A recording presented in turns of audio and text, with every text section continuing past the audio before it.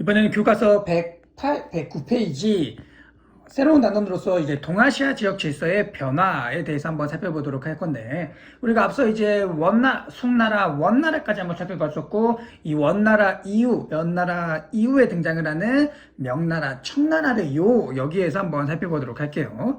그러면 먼저 우리가 이제 시기적으로 먼저 등장을 하게 되는 명나라부터 한번 살펴보도록 하면은, 그래서 명나라의 성립과 발전에 대해서 명나라는 어떻게 만들어지게 되냐, 누가 만드냐라고 보면은 그 당시 이제 주원장이라고 하는 인물, 우리가 앞서 이제 원나라 말기에 등장했던 홍건적의 난 배웠었죠. 바로 붉은색 두건을 두른 도적대들의 난이라고 하는 이 홍건적의 난이 있었는데, 바로 이 홍건적의 난에 참여했던 홍건적 출신의 주원장이라고 하는 인물이 자기를 따르는 많은 세력들을 모으고 이들을 이끌고 이제 원나라를 만리장성 북쪽으로 몰아내면서 중국 본토를 다시 되찾게 되면서, 여기에다가 이제 난징을 수도로 해서 세운 나라가 명나라가 된다.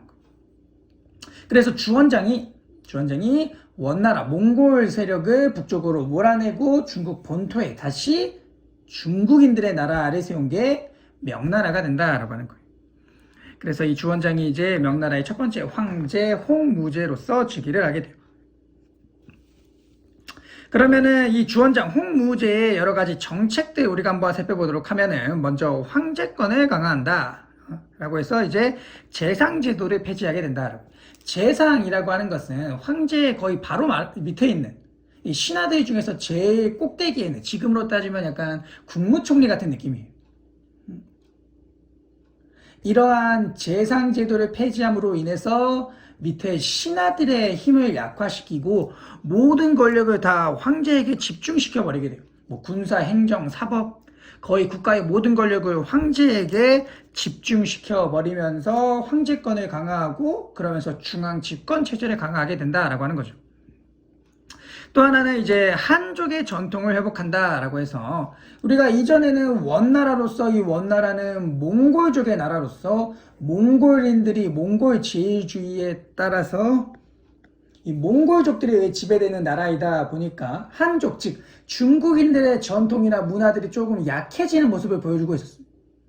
그런데 이제 명나라는 다시 중국인들에 의한 중국인들의 나라이다 보니까 한족, 중국인들의 전통을 다시 회복시키고자 성리학을 관학화하고, 관학, 국가의 학문으로서 지정한다라는 소리. 성리학을 관학화하고 과거제 정비를 통해서 유학을 공부하도록 하고 성리학을 공부하도록 하고, 그러한 성리학에 뛰어난 이해를 가진 사람들을 관리로서 등용을 하게 되고, 또 융유를 반포하게 된다라고 하는데, 우리가 요거는 교과서 108페이지 왼쪽에 보면은 6가지의 조항으로 된 유교 윤리가 보이게 되는데, 뭐 부모에게 효도하라, 우더를 공경하라, 이웃과 화목하라를 내용으로 담고 있는 이렇게 6가지의 유교 윤리를 우리가 융유라고 하는데, 요거를 이제 반포함으로 인해서 이 유교 윤리를 전국적으로 쭉 퍼뜨리면서, 그러면서 이제 기존의 중국인 한족들의 어떤 생활 전통 이런 것들을 다시 한번 회복시키려는 모습을 보여주게 돼요. 그 다음에 이제 재정의 확보를 위해서 이제 토지, 국가의 토지가 얼마나 있고 농사지을 토지가 얼마나 있고, 그 다음에 조세대장, 세금은 얼마나 거둘 수 있고, 이런 것들을 적어놓은 대장들을 작성을 하게 된다라고 하는 거예요. 그래서 국가의 토지, 농사지을 땅이 얼마 있고 또 세금을 얼마나 거둘 수 있고, 이런 것들을 정확하게 파악을 해야 재정적으로 안정되고 또 재정을 늘려갈 수 있기 때문에, 그래서 토지대장과 조세대장의 작성을 통해서 재정적으로도 안정되고 재정적인 확보를 하게 되고, 그 다음에는 향촌, 지방사회를 통제하기 위해서 이갑제라고 하는 것을 실시하게 돼요. 이갑제라고 하는 것은 10호, 즉 10가구, 지방의 10가구를 1갑, 110가구를 1, 2로 편성을 해서 조직된 향촌사회의 어떤 지방 통치 조직이 되는 거예요. 그래서 지방에서 살고 있는 많은 집집들을, 많은 이 가구들을 이와 갑으로서 조직함으로 인해서 하나의 향촌을 통제하는 조직을 만들어낸다라고 하는 거. 그래서 이 조직들을 통해서 향촌을 통제하고 향촌의 질서를 유지하고 중앙에 명령을 전달하고 세금도 걷고 이렇게 이갑제라고 하는 제도를 통해서 이갑제라고 하는 향촌의 하나의 통치 조직을 만들면서 요걸 통해서 이제 지방사회 향촌을 통제하게 된다라고 하는 거. 그 다음에는 해금 정책이라고 해서 해금 바다를 금한다라고 하는 거. 그래서 대외 교역, 즉 일반 민간인들이 바깥에 나가서 대외적으로 교역하는 걸 금지한다라고 하는 거. 그 당시 이제 주원장 홍무제는 일단은 나라가 만들어진 지 얼마 안 됐고 또 외부에서 들어온 북방민족으로부터 나라를 뺏어냈기 때문에 다시 북방민족들을 몰아내고 세운 나라이기 때문에 다른 나라와의 교역을 일단 처음에는 거의 금지를 하고 있었어요. 그래서 일반 민간인들의 대외 교육을 금지하고 국가와 국가 간의 조공 책봉 체제를 통한 교역만을 허용을 했다. 우리가 요 조공 책봉 체제라고 하는 것은 그 당시 이제 동아시아에서 가장 강한 나라였던 명나라가 주변의 작은 나라들과 맺는 관계를 조공 책봉 체제라고 했었어요. 즉 가장 강력한 나라였던 명나라가 주변의 작은 나라들의 왕을 그러한 나라들을 책봉을 해주게 돼요. 주변의 작은 나라들의 왕에게 너가 이 나라의 왕이다 라고 책봉 승인을 해주게 되는 거예요. 그러면은 그 책봉 승인을 받은 왕들은 명나라의 황제에게 여러 가지 물건들을 조공을 바치게 된다라고 하는 거예요. 그 당시 이제 명나라 중국이 이 동아시아에서 워낙 강력한 나라이고 영향력이 큰 나라다 보니까 주변의 이 작은 나라들의 왕은 중국의 황제로부터 승인을 받아야 내가 이 나라의 왕이라고 하는 어떤 승인을 받아야 확실하게 국제적으로 인정을 받게 된다라고 하는 거예요. 또한 명나라 황제로부터 책봉, 이 왕의 자리를 승인을 받음으로써 명나라와 친밀한 관계를 형성하게 되면서 한마디로 내 뒤에 명나라라고 하는 백이 생기게 되는 거예요. 그러다 보니까 여러 나라들이 이러한 명나라와 조공 책봉 관계를 맺게 되고 그러면서 책봉을 받은 대가로서 명나라 황제에게 조공을 바치게 된다. 그래서 이러한 조공 책봉 체제를 통한 물건에 주고받은 교역만 허용이 됐다, 인정이 됐다라고 하는 거예요.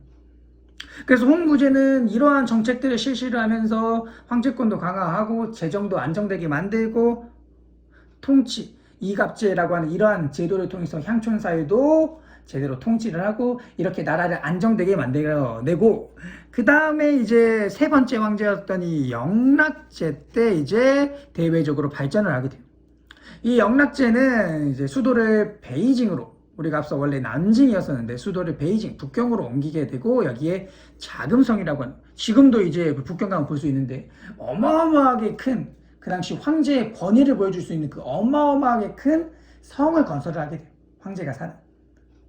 그러면서 이제 영락제는 수도를 베이징으로 옮기고 여기에 자금성을 건설하면서 여기에서 살아가게 되고 이 당시 이제 영락제는 이제 나라가 어느 정도 안정되고 경제력과 군사력을 갖추다 보니까 적극적으로 이젠 대외 바깥으로 나가려는 정책들을 취하게 돼요.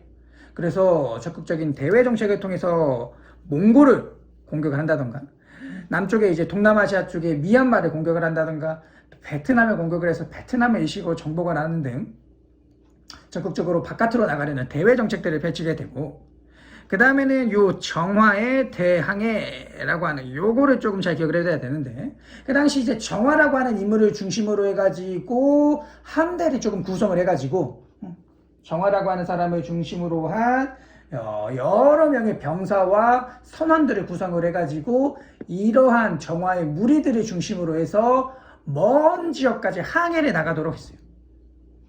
그래서 그 당시 이제 아프리카의 동해안까지 그 당시 이제 여러 차례 항해를 나서면서 궁극적으로는 저기 멀리 아프리카, 동남아시아, 인도, 아라비아 반도를 넘어서 아프리카의 동해안까지 진출을 하는 이러한 모습들을 보여주게 돼요. 그래서 이들은 이제 이렇게 멀리 항해를 떠나면서 어떤 걸 했냐? 조공질서를 강화했다라고 하는 거예요. 조공질서. 이렇게 영락제는 정화라고 하는 이 인물을 통한 이 정화의 무리를 통한 대항해를 통해서 주변의 나라들이 이제 명나라에게 조공 채공 관계 체제를 맺도록 자신에게 조공을 하도록 함으로써 이렇게 조공 질서를 강화하게 되고, 그러면서 이제 국가적으로 명나라의 이제 영향력을 더욱더 국제적으로 넓혀가게 된다라고 하는 거예요. 또한 이러면서 이제 이러한 정화의 함대가, 정화의 이러한 원정이 동남아시아를 거쳐가면서 이 동남아시아에 중국인들이 진출해서 살아가는 기반을 마련했다. 그래서 동남아시아에 화교들이 진출하는 중국인, 이 화교가 이제 해외에서 살아가는 중국인들을 뜻하잖아요. 그래서 동남아시아에 화교들이 진출하는 기반을 마련해 주었다라고 하는 거예요. 그래서 정화를 중심으로 한 이 정화의 대항해를 통해서 아프리카 동해안까지 가는 이 대규모의 항해를 통해서 명나라는 조공국가들, 자신에게 조공하는 조공국가들을 늘리면서 조공질서를 강화하고 국제사회에서의 자신의 영향력을 높여가고, 또한 이러한 항해를 통해서 이제 동남아시아에 중국인들이 진출할 수 있는 기반, 즉 화교 진출의 기반을 마련했다라고 하는 거예요.